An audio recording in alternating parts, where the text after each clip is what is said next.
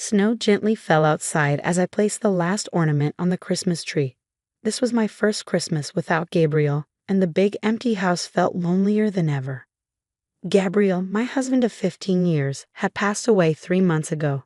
He left me with memories, a broken heart, and though his family didn't know it yet, full ownership of everything he had. Sarah, my mother-in-law, Barbara, called out sharply, snapping me out of my thoughts. Why are there new ornaments on the tree? Our family's old decorations should be the main ones. I turned to face her, forcing a polite smile. I thought we could mix in some of the ornaments Gabriel and I collected over the years. He always loved. Gabriel isn't here anymore, she interrupted coldly. It's time things go back to how they should be. Barbara had moved in 2 weeks after the funeral, saying she needed to help me manage the house. A week later, my sister-in-law, Christine, arrived with her husband, Roy, both suddenly very interested in the family property. But Gabriel had warned me. They'll try to push you out, he had said before he died. They never thought you were good enough for me. They wanted me to marry someone from their world. Promise me you'll be ready. I promised. At the time, I thought he was just being dramatic. But now, watching Barbara rearrange the tree to her liking, I realized he had been right. The doorbell rang. Expecting the caterers for Christmas Eve dinner, I opened the door, only to find Victoria, Gabriel's ex-fiancée. My throat dropped. Victoria. Barbara rushed forward to hug her. I'm so glad you could come. I stood frozen. Come for what? Christine smirked. For Christmas Eve dinner, of course.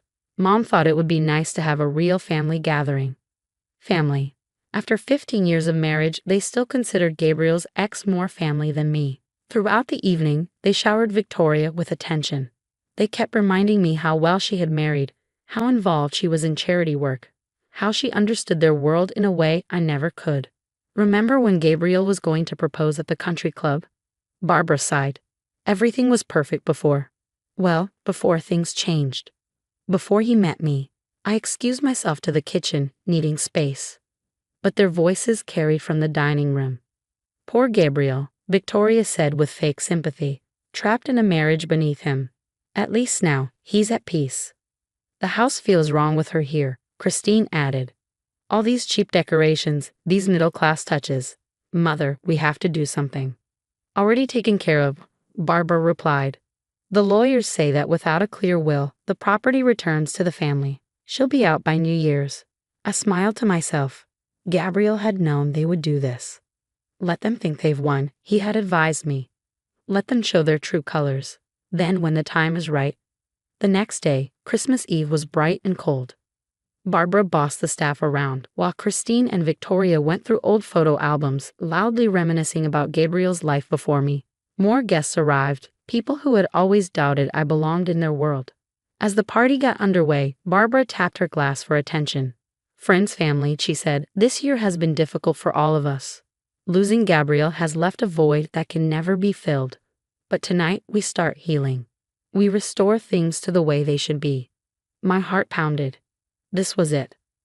Sarah, she turned to me with a sharp smile. You've been patient these past months, but it's time to be honest.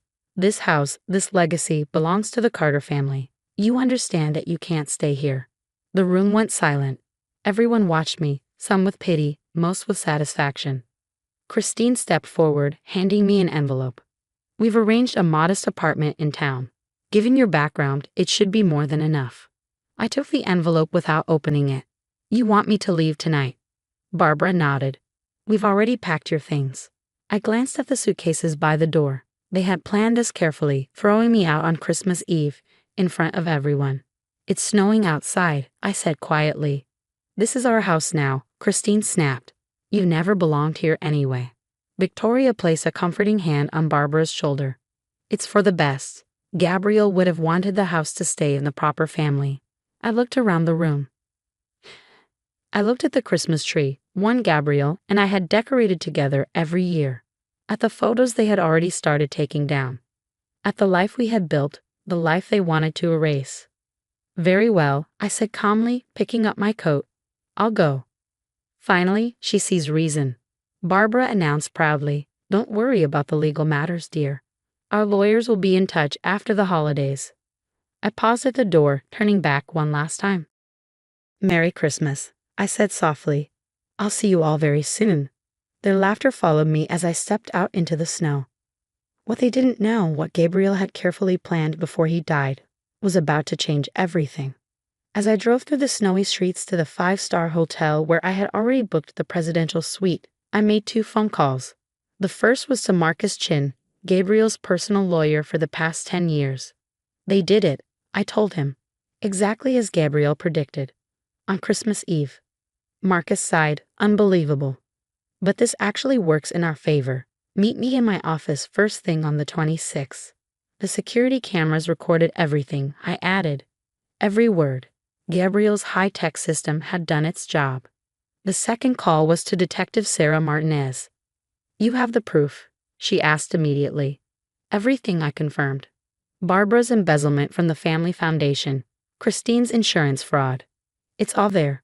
Gabriel kept detailed records. We'll take action on the 26th, she promised. Merry Christmas, Sarah. As I pulled into the hotel's heated garage, a valet hurried forward to collect my real bags. The ones packed with things that actually mattered. Not the suitcases Barbara and Christine had so kindly packed for me. In my suite, I opened my laptop to review the final steps of Gabriel's plan. He had spent his last months preparing for this moment. He had documented every shady transaction, every secret his family had kept hidden. They'll think they've won, he had told me. That's when they'll let their guard down. They'll celebrate by accessing the foundation's accounts, thinking it's all theirs again. I smiled, remembering how determined he had been, even in his final days. His family had tried to erase me from his life, just like they had tried to stop our marriage years ago. But what they didn't know was that Gabriel had secretly transferred everything to me long before he passed away. The house, the businesses, the family foundation, everything. Legally mine, and all the paperwork was in place. Gabriel had left me something else, proof of years of financial wrongdoing by his so-called beloved family. Barbara had been stealing money from the family's charity, Christine had been running insurance scams, and Gabriel had gathered all the evidence, carefully saved and ready to be used when the time was right. My phone buzzed with messages from their celebration. Finally got rid of the gold digger. The house can go back to its former glory. Gabriel would be so happy things are back to normal. I took screenshots and added them to the evidence file. Let them celebrate. In 1 week, their world would fall apart. As snow fell outside my luxury suite, I raised a glass of Gabriel's favorite wine. Merry Christmas, my love, I whispered. The show was about to begin. The week between Christmas and New Year's passed in a blur. While Barbara and the others enjoyed their so-called victory, I worked with Marcus, setting everything in motion. On December 26, 2 things happened at the same time. First, Marcus officially filed my ownership documents, backed by the security footage of their cruel Christmas Eve stunt. Second, Detective Martinez froze the foundation's accounts, right as Barbara tried to transfer a large bonus to herself. On December 30th, my phone rang. It was Christine. There must be some mistake, she said, her usual arrogance gone. The foundation's accounts are frozen. Mother can't access anything. No mistake, I said, just karma. What did you do? She demanded. Me? Nothing. Your mother's creative accounting finally caught up with her. And Christine, those insurance claims you filed? Investigators are very interested in those. She hung up. Moments later, Barbara called. You spiteful little witch, she hissed. How dare you interfere with the foundation? Do you even know who we are? I know exactly who you are, I replied. Gabriel knew too. That's why he spent his last months collecting proof. Silence. Then. What do you want? Want? Nothing. I already have everything. The house, the foundation, the businesses. Gabriel transferred them all to me months ago. Legally, permanently. I heard her breath catch. You're lying. Check with your lawyers, I said, though they might be a little busy. Fraud investigations take up so much time. The next morning, I walked into my mansion with Marcus and a security team. Barbara, Christine, and Roy were waiting, their lawyer standing nearby. This is our family home. Barbara snapped. You have no right to be here. Marcus stepped forward, holding up the documents. Mrs. Carter has every right. Full ownership was transferred to her by your son on June 15th with witnesses. Gabriel would never. Christine started. Actually, I said, cutting her off, it was his idea. He knew exactly what you'd do after he was gone. The only surprise was how fast you showed your true colors. Their lawyer skimmed through the paperwork. His face paled. These are legally binding. Mrs. Carter owns everything. Not everything. Barbara spat. The foundation is under investigation, Detective Martinez said, stepping inside with several officers, along with some suspicious insurance claims. I watched as their faces filled with shock. Gabriel hadn't just protected me, he had exposed them. And now they were finally facing the consequences. Detective Martinez stepped forward. Mrs. Barbara Carter, she announced, we have a warrant for your arrest on charges of embezzlement and fraud. This is ridiculous, Barbara shouted, looking around in panic. Victoria, call Vincent. She meant Victoria's husband, a well-connected judge. I smiled. Victoria won't be coming. She has her own legal troubles. Something about tax evasion. Barbara's face turned pale as officers led her away. Christine turned to me, tears streaming down her face. Please, she begged. You can't do this. We'll lose everything. Like you tried to ruin me? I asked calmly, throwing me out into the snow on Christmas Eve, packing my bags with old clothes. We were grieving. Roy tried to argue. No, I corrected. You were celebrating. The cameras caught everything, every cruel word, every smug little moment. Over the next few hours, they packed their real belongings, under supervision, of course. The once proud Carter family now reduced to loading suitcases into rental cars. At the door, Barbara turned back. He was my son, she said, her voice breaking. Yes, I agreed. And he spent his final months making sure you couldn't hurt me the way you hurt him. After they left, I walked through the house, my house, remembering Gabriel's words. Let them think they've won at first, then show them exactly why I fell in love with you, your strength, your intelligence, your ability to rise above their cruelty. In the months that followed, everything changed. Barbara and Christine faced legal consequences. Their high society friends abandoned them. Meanwhile, under my leadership, the family foundation finally started helping people instead of funding vanity projects. Without Barbara draining money, the business thrived. 1 year later, I hosted a Christmas party in the mansion, this time, with people who truly mattered.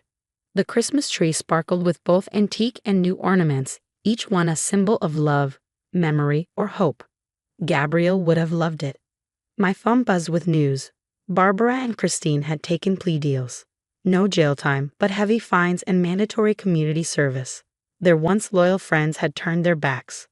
Later that evening, as the party quieted down, I found myself in Gabriel's study. His photo rested above the fireplace, his familiar smile watching over me. You were right, I whispered. About everything. The next morning, an unexpected letter arrived. From Victoria. I was wrong about you, she wrote. Gabriel chose better than any of us realized. The foundation's actually making a difference. If you're willing, I'd like to help. I thought about it, then sent a short reply. The adult literacy program needs volunteers Tuesday nights. Don't be late. 2 years after being thrown out into the snow, I stood in the grand hall, watching as another Christmas tree was decorated. But this time, the story was different, one of justice, redemption, and turning pain into something greater. As I gazed out at the falling snow, I remembered Gabriel's final words to me. The best revenge isn't proving them wrong, love. It's building something better than they ever imagined. Looking around at the home we built, I knew we had done just that. And somewhere, I was sure Gabriel was smiling.